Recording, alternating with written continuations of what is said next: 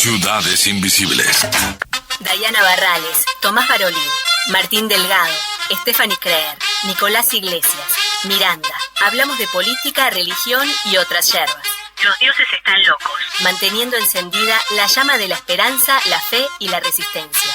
Tú nos dices que debemos sentarnos, pero las ideas solo pueden levantarnos, caminar, recorrer, no rendirse ni retroceder, ver, aprender como esponja absorbe. Nadie sobre todos, faltan todos, suman todos. Y hoy llega Nicolás Iglesias, uno de nuestros dioses, aquí a la radio cooperativa, a Ciudades Invisibles. ¿Cómo le va, Nicolás? A ver si lo escuchamos a Nicolás Iglesias. A ver, estás muteado, Nico, nos dice Fede Lima desde Control. Así que quítate el mute y habla. Te desmuteas a la 1, te desmuteas a las 2, Nicolás, te desmuteas a las 3. Ahí va, hola, muy Buenos bien. Buenos días. ¿Cómo estás, Nico? Bien, es que agarraron a los dioses unos minutos antes y casi están salidos de la cama los dioses. Los dioses duermen también. Los dioses están dormidos. Los dioses están dormidos, podría ser una buena película. Bueno, buenos días. La columna de hoy vamos a estar abordando, como el jueves pasado, también un tema vinculado a la memoria del pasado reciente y a referentes. En este caso es una referente cristiana en el compromiso de la resistencia, en el compromiso por los derechos humanos. Y la persona se llama Hilda Bence, que es una pastora que tuve la oportunidad hace poquito de volver a hacerle una entrevista. Ahora tiene 95 años. Es la segunda o tercera vez que le hago una entrevista así un poco larga. Esta última salió en La Diaria y está colgada también en el portal de Los Dioses Están Locos. Y bueno, es una referente que imagínense, nació en 1927 en el Cerro y transitó en sus primeros años de vida en el Cerro y fue una militante primero sindical en el frigorífico Swift y ahí fue su primer espacio de formación y es una persona que también tiene una trayectoria interesante porque durante sus primeros 20 años de vida fue una atea muy comprometida, una atea muy convencida y se formó en un ambiente sindical con el cual luego también de convertirse al cristianismo, hacerse metodista, se vuelve a involucrar y también tiene una participación desde lo sindical y lo cristiano muy, muy fuerte, hasta que luego es la primera que eso es lo que más destacábamos, que ya no lo va a contar en la entrevista, esta entrevista que le hice hace 5 años para el documental y que nunca la habíamos compartido. Ella no destaca mucho que es la primera pastora, pero fue la primera pastora ordenada en Uruguay, o sea, la primera mujer que es ordenada pastora en una iglesia cristiana en 1959, diácona en 1962, pastora presbítera, o sea, pastora encargada. Y termino esta primera introducción, que no solo fue la primera pastora mujer en los 60 en Uruguay, sino que luego es la primera presidenta de una iglesia, que es el equivalente a ser una obispa, digamos, en la jerarquía católica o episcopal. Es la primera pastora presidente, podríamos decir la primera obispa latinoamericana de una iglesia a nivel nacional, o sea, la responsable por toda una iglesia en un país. La primera mujer en los 80.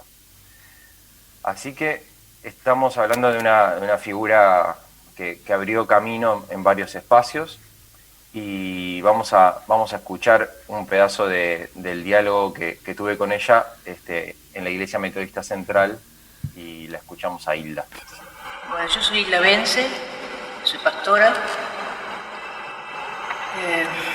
pastora jubilada. Yo llevo 20 años de jubilada. Acabo de cumplir 90 años de edad, así que son ya unos cuantos años. He sido pastora en la ciudad de Artigas, en la ciudad de Santa Lucía. He anterior, Montevideo acá en Central, vine en el año 68, 67, 68, tuve 2 pastorados en Central, 68 hasta el 75 posiblemente, 76, después volví por el 80 al terminar la dictadura prácticamente, y quedé acá hasta el 95 que me jubilé. Así que cuando digo estoy acá en la Iglesia Central, donde he cumplido una buena parte de mi ministerio, 2 pastorados de prácticamente casi 10 años cada uno, ¿no? Así que casi decir que esta es mi casa, casi no me equivoco mucho. Hilda, y en esas épocas, ¿cómo era vista la iglesia, como en ese rol social en la sociedad uruguaya? La iglesia jugaba un papel importante, por lo menos en la época que yo estuve aquí. La iglesia metodista era requerida, por ejemplo, para festividades religiosas, como Semana Santa, como otras festividades. Siempre la palabra de la iglesia metodista fue requerida. Prácticamente uno participaba en casi todas las cosas que pasaban. Inclusive en actos sociales de distintos grupos a uno lo invitaban, así que uno tenía contacto con más o menos mucha de la gente que estaba trabajando, viviendo en Montevideo, ¿no? Por eso el conocimiento con Matilde, ¿no? Que tuvimos en las comisiones juntas y casi siempre había un representante de la iglesia. Es decir, la iglesia metodista no era una iglesia que no se conocía, sino que era no solo conocida, sino apreciada también su palabra. Ese fue uno de los periodos, claro, fue un periodo muy largo.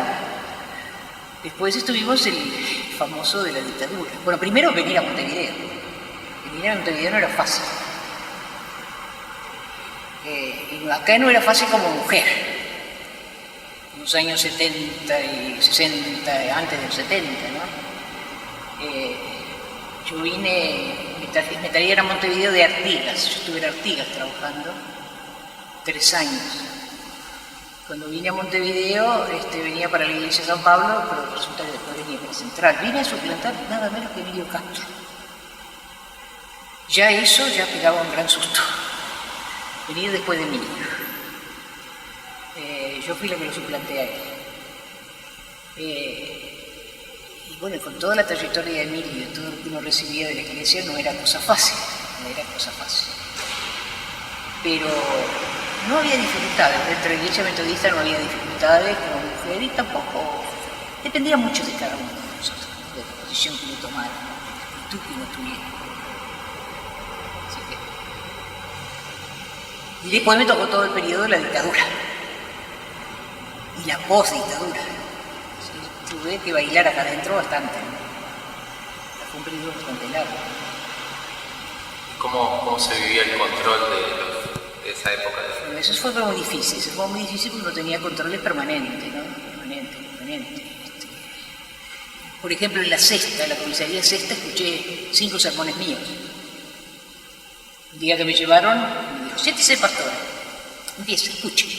Empecé a escuchar sermones. Me cuenta que era mi esposo y que era yo la que estaba escuchando sermones míos. Un día estaba en un local que tenían por Martín C. Martínez, de la Fuerza Armada. Y el comisario que me estaba atendiendo me dice, yo soy metodista. Acá hay algunos metodistas. Entonces veo pasar un señor ahí y digo, aquel que va allí. No, ese no. Miro y veo otro. Y otro. Lo miro y digo, usted. Entonces eran los famosos tiras que venían a escuchar cuando estábamos los sermones. Venían a escuchar y que se pasaron acá y claro, ya resultaban conocidos. Así que esos controles se daban. Y no se daban solo ahí, se daban en la calle. Yo andaba a veces en la calle y yo a veces sentía que la rueda que pegaba a mi auto me seguía algo. Mira, les cuento otra cosa. En la esquina había un bar. En la casa pastoral, que era aquí en San José, no había teléfono. Entonces uno tenía que ir a hablar al teléfono de ahí o cruzar a la iglesia. Un día yo recibo un llamado. Que tuviera cuidado, que el día anterior había hecho 5 llamados con ese teléfono.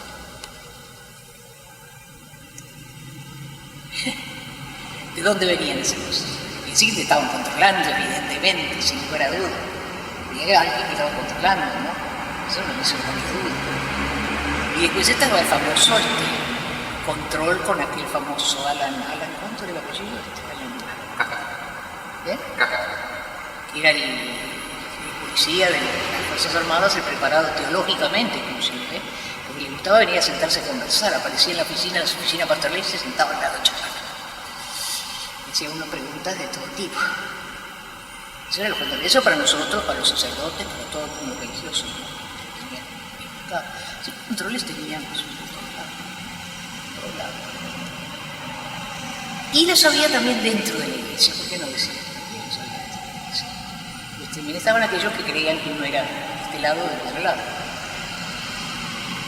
Que podían embanderar con cualquier tipo de bandera, de insignia, de cosas.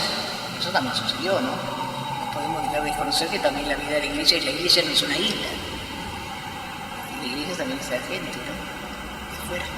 La iglesia recibió como también presencia de infiltrados o tomantes norteamericanos, o cómo era ese vínculo con los estadounidenses, la embajada, que también usted en eso de eso yo no sé. O sea, habría tal vez, yo no sé si... Teníamos misioneros. En la época todavía teníamos misioneros, ¿no? Y siempre, nunca faltaba la sospecha sobre uno.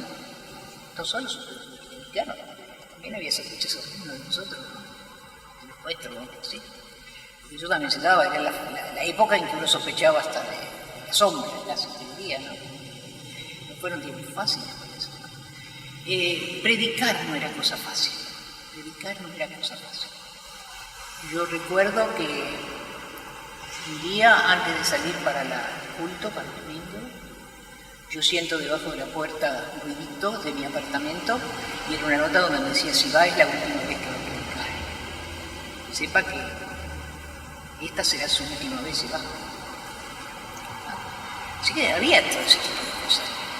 Y no son públicas, no sé, algunos capaz que los más íntimos la saben, a veces hemos comentado, pero uno no ha comentado mucho de eso, ¿no? Quiero decirles que vine al culto y estoy acá. Pero, siempre digo que la suerte es que ha habido un púlpito que no ve que las piernas tiemblan. Porque no ha sido fácil, ha habido de todo. Y después estaban aquellos que, bueno, que creían que uno estaba al servicio de los tupas, o de los otros. No se olviden que había enfoques de sermones donde se hablara de solidaridad, donde se hablara de justicia, donde se hablara de fraternidad, nomás ya era sospechoso, ya ese no era ya... Y fue la época de la gran división de esta iglesia. Esta iglesia se dividió en el tiempo de la dictadura. Creo, si no me equivoco, que fue el surgimiento de la iglesia de San Pablo, que fue gente que se trasladó para allá, ¿verdad? Pero muchísima gente que se fue, ¿no? Que se fue porque creía que éramos amaros, porque creía que habíamos entregado a la iglesia, porque el mensaje era un mensaje no evangélico, el mensaje de la verdad, la justicia, la paz, el amor, la fraternidad no son evangélicos. Para algunos no eran. Entonces todo eso es lo divino. Y Nico, estábamos escuchando a la pastora, contanos un poco. Bien, ella en todo lo que está contando, bueno, de su pastorado, que primero fue pastora en Artigas, ahí en la entrevista que la pueden mirar ahí, ella cuenta algunas cosas, porque aparte de pastora era campeona de ping-pong, entonces ella usaba el ping-pong para entrar en contacto con los jóvenes, con las personas. Y después de Artigas ella va a estudiar a Suiza, donde trabaja sobre el rol de la mujer en la iglesia y en la sociedad, hace su tesis, una de las primeras producciones teológicas que dialogan ahí entre el tema de género y el tema eclesial. Podemos decir que es como uno de los antecedentes acá en Uruguay de lo que es la teología feminista. Y bueno, vuelve después de Suiza a Santa Lucía de pastora, y de Santa Lucía va a Montevideo, a la Iglesia Metodista Central. Y cuenta ese momento bien radicalizado, politizado de la iglesia, de la sociedad uruguaya en sí, donde la Iglesia Metodista jugaba un papel sociopolítico muy fuerte, ahí a finales de los 60, y cómo con el comienzo, bueno, ya más de la represión y del control de la dictadura, la Iglesia Metodista se vuelve un foco de control de la Dirección Nacional de Inteligencia, de Alén Castro y de otros actores militares, policiales.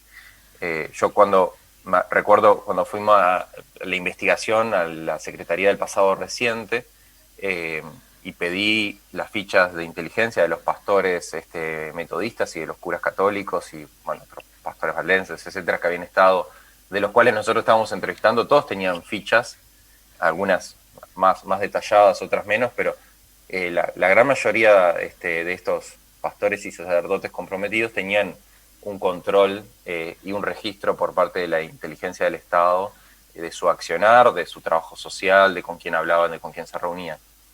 Entonces, y esto se agravó, o sea, esto tomó un estado mucho más público, más grave, y mucha gente se fue de la iglesia, más o menos, quizás, no sabemos si la mitad de la iglesia metodista, en general se fue mucha gente, y de Central especialmente, cuando se da el asesinato de Acosta y Lara por parte del MLN, un 14 de abril del 72, que se cumplieron 50 años hace poco, porque desde la iglesia metodista, desde el techo o la ventana, no se sabía, bueno, pero entran a la iglesia metodista y hacen un operativo el MLN, ahí en San José, o sea, en Constituyente y Barrio Zamorín, pero en verdad actúan más sobre la calle San José, sobre la calle de atrás, y se efectúan una serie de disparos y se da el asesinato de Acosta y Lara. Acosta y Lara, su viceministro, su secretario del Interior, acusado de ser uno de los responsables de los escuadrones de la muerte, y bueno, luego de este hecho que conmociona a toda la sociedad uruguaya, y especialmente, bueno, la iglesia queda muy señalada como un lugar, como decía la pastora, que era la pastora en ese momento, Hilda, como, bueno, la iglesia le entregó el espacio para ese accionar. Entonces, luego de este suceso, al otro 2 días, se dan los atentados contra diversas instituciones vinculadas con la izquierda, de militantes políticos, sociales. Se da bueno, también el asesinato de los 8 en el Partido Comunista, y dentro de los atentados que se dan contra diversas instituciones por grupos de la extrema derecha, la Iglesia Metodista también sufre un atentado con bomba el 16 de abril. Todo eso lo vive la pastora en un ambiente de mucha tensión, imagínense. Y bueno, después otra cosa que yo le quería compartir y le pregunté a Hilda es que ella fue a visitar muchas veces a presos políticos. Ayudó, se solidarizó con muchas personas. En el documental de Fe en la Resistencia, si no lo vieron, lo pueden repasar. Uno de los que cuentan la solidaridad de Hilda Bence como vecina, que lo vivió, es Gerardo Bleier. Y hay una escena ahí muy linda que no se la voy a espolear. Pueden ver cómo Gerardo Bleier, hijo de Eduardo Bleier, bueno, también militante social y político. Hoy dónde podemos ver Fe en la Resistencia, Nico, los que no lo han visto. Fe en la Resistencia está en el canal de YouTube de Los Dioses Están Locos. Vamos a ponerlo en las redes también. Pero si ustedes entran a YouTube de Los Dioses Están Locos o ponen en YouTube Fe en la Resistencia documental, les va a salir. Y en la página web de Fe en la Resistencia también está el documental. Y bueno, entonces Hilda tiene todo este rol como mujer, como una de las primeras mujeres líderes religiosas del Uruguay, y en un rol destacado, sin duda la primera. Y bueno, luego tiene todas estas acciones de solidaridad que ahora vamos a escuchar, una de ellas vinculado a las visitas. Bien, vamos a la segunda parte del audio entonces de Hilda Bence. Claro, siempre la iglesia metodista central fue un poco considerada como una iglesia, puedo decir, de izquierda también, ¿no? Yo entiendo que, no sé si puedo decir de izquierda, entiendo que ese es el mensaje del Evangelio. No conozco otro mensaje del Evangelio, que no sea un mensaje de verdad, de justicia, de respeto al otro, del valor de la vida. No conozco otro. Si eso es izquierda, es izquierda.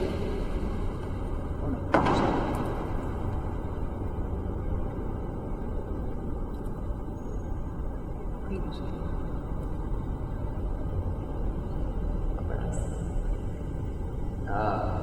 Acá la teóloga me sopla.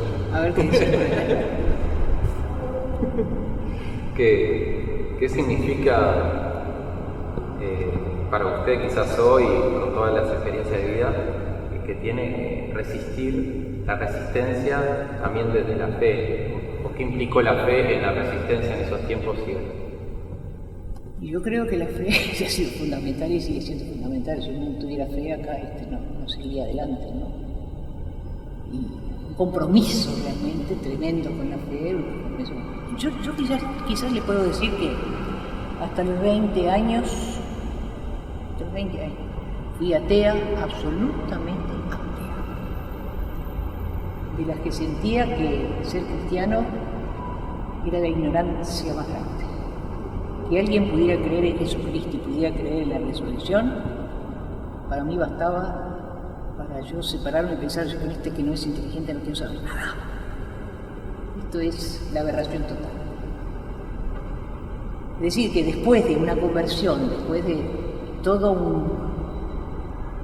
Si a mí a los 20 años me hubieran dicho que yo iba a ser pastora, nosotros se hubieran reído, sí, yo creo que se hubieran reído, yo también me hubiera dicho que era la locura más grande que alguien se podía dar en la cabeza.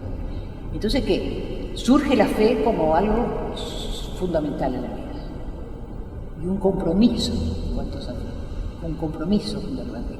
Yo siempre digo que si a mí me dicen cuál es mi posición política, yo diría que es la que yo conocí a través del Evangelio. Yo creo que después de conocer el Evangelio no hay otra posición, nada más que hay una que yo conocí, que es la defensa de la vida, la defensa de los derechos humanos, el respeto hacia el otro, ¿verdad? La verdad, la justicia. Y creo que ese ha sido un compromiso de vida, de toda mi vida. Creo que lo sigue siendo hasta ahora, aunque en este momento creo que estoy luchando con eso, ¿no? Aparecen otras cosas cuando uno ya es muy viejo. Que también la fe juega otro papel, mejor dicho, el mismo papel, pero toma otras dimensiones. Yo creo que la fe es lo que mueve montañas, es cierto. Yo soy el salmista.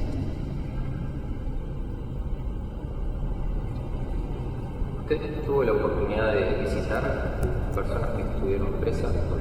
En la cárcel. Yo visité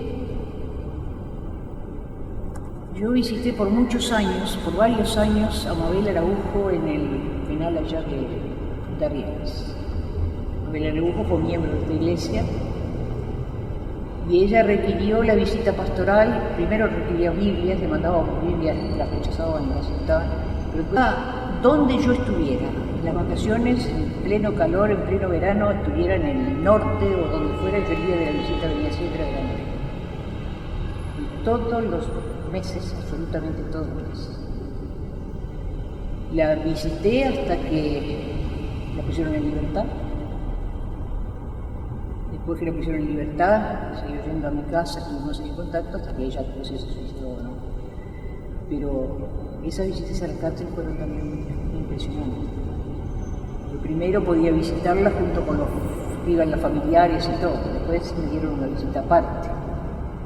Yo iba sola el día que me daban y la hora que me daban. Sola a visitarla. Y esas visitas eran, yo qué sé. Yo recuerdo un día que llegué al penal, en medio de un tremendo silencio, porque además eran tan sádicos. Ya el ómnibus no entraba, uno tenía que caminar no sé cuántas cuadras, al rayo del sol, sin nada de sombra, sin nada. Habían hecho todo un local nuevo, había que caminar muchísimo.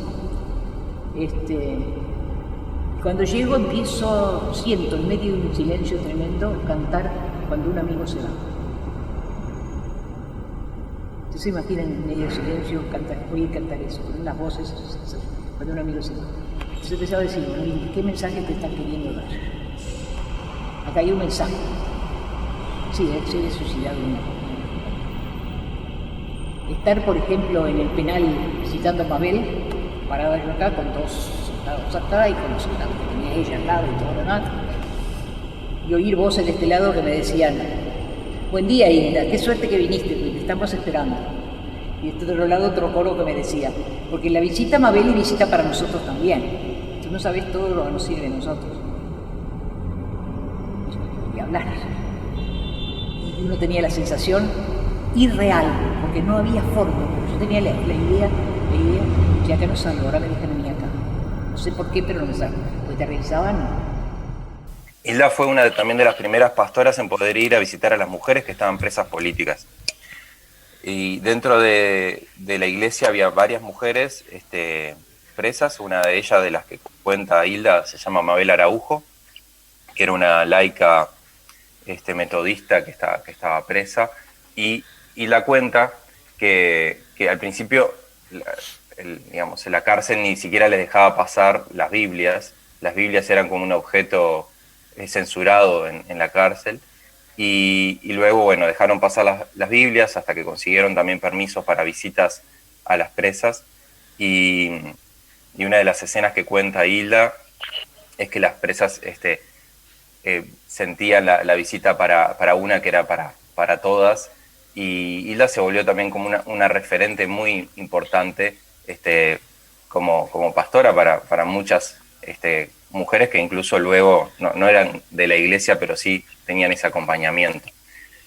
Después, lo otro que quería destacar de la vida de Hilda es que tuvo una participación en muchos espacios en la salida de la democracia, y fue reconocida en ámbitos eclesiales y sociales y políticos. Por ejemplo, fue convocada para integrar la Comisión por el Reencuentro de los Uruguayos, la Comisión de Notables por el Voto Verde.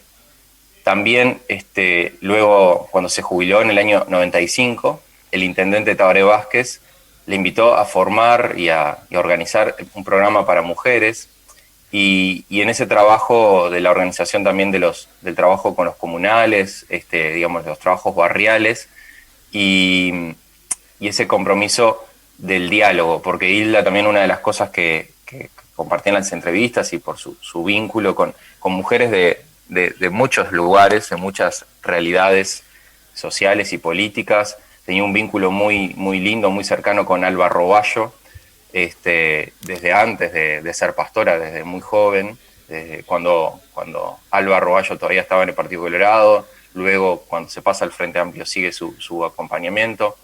También tiene un vínculo muy, muy significativo en estos espacios con Matilde Rodríguez Larreta. Otra de sus tareas pastorales de Hilda fue durante muchos años la encargada de educación cristiana del Colegio Crandon también, donde motivaba a que los jóvenes y acompañaba a los jóvenes al trabajo social, a las actividades de servicio y a la reflexión crítica sobre los temas sociales, sobre los temas de la actualidad. Y voy a terminar con una frase que otro obispo, que se llamaba Enrique Balog, que fue junto con el obispo Smith, el pastor Ed Smith, fueron como los dos referentes pastorales de muchos de estos líderes religiosos de los 60, 70. Y Balog, cuando sucede este hecho de la bomba, tiene unas palabras para la pastora Hilda que para mí fue muy fuerte escucharlo. Dice así: si a la pastora Hilda está predicando en un templo y le ponen una bomba, siempre que esté predicando sobre el amor, la justicia, la libertad y la verdad, no importa. Si a la pastora le ponen una bomba por predicar el respeto al ser humano y a los derechos humanos, no importa. Y si otro día sigue predicando en el templo y le ponen una bomba, saldrá a predicar en la calle o en la esquina. Y si allí en la calle le ponen una bomba un día por predicar la justicia, la verdad, el respeto y la paz, no importa. Dios mandará a otro o a otra para que ocupe su lugar. Nicolás, gracias por traernos estos perfiles para traer a la memoria permanentemente de resistencia en este mes también tan importante, si los hay. Así que bueno, terminamos con esta historia, que es una de otras de las historias que queríamos compartir en este mes de mayo de la memoria, y recordarle a la audiencia dos actividades importantes de la semana que viene. Dale. Una que el lunes va a estar la presentación del libro De qué lado está Cristo en la Feria Internacional del Libro. Buenísimo, en Buenos Aires. va a estar Diana Barrales allí y Mariano Schuster en el stand de Uruguay. Y la segunda, porque quizás no pueden viajar a Buenos Aires a la Feria del Libro, aunque es feriado el lunes, podrían darse un viajecito. El viernes 20 de mayo, como todos los 20 de mayo, antes de la Marcha del Silencio va a haber una celebración ecuménica para que se lo vayan agendando, 17:30. Bien. Buenísimo. Así que con eso nos despedimos. Gracias, Nico. Queda hecha la invitación entonces y nosotros nos vamos, Fer, estamos recontrapasados de tiempo. Nos vamos y nos encontramos mañana. Ustedes se quedan con Voces del Interior acá en Radio Fénix. Gracias, Fede Lima. Estás escuchando Ciudades Invisibles.